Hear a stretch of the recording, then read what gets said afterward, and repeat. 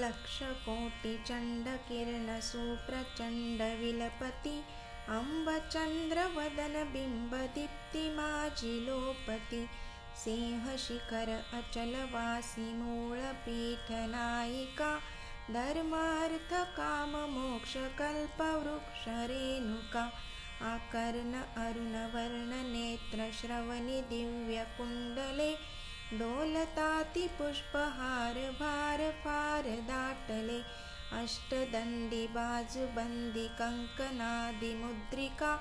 धर्म अर्थकाममोक्षकल्पवृक्षरेणुका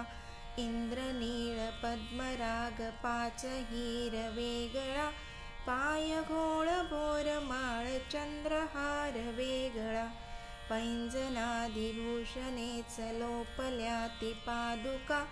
धर्मार्थकाममोक्षकल्पवृक्षरेणुका इंद्रचन्द्रविष्णुब्रह्मनारदादिवन्दिति आदिअन्तठावहीन आदिशक्ति भगवती प्रचण्डचण्डमुण्डखण्डविखण्डकारी अम्बिका धर्मार्थकाममोक्षकल्पवृक्षरेणुका पर्वताग्रवासी पक्षी अम्ब अम्ब बोलती विशालशालवृक्षराणि भवानी ध्यानि डोलति अवतारकृत्यासार जडमुडादितारका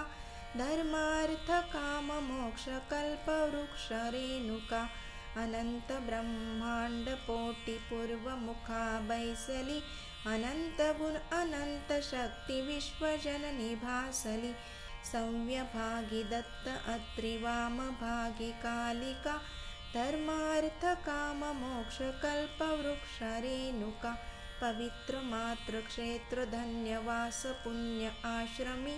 अम्बदर्शनास भक्त भक्तयेति आश्रमी मनुनि विष्णुदास निजलाभ पावला फुका धर्मार्थकाममोक्षकल्पवृक्षरेणुका धर्मार्थकाममोक्षकल्पवृक्षरेणुका धर्मार्थकाममोक्षकल्पवृक्षरेणुका।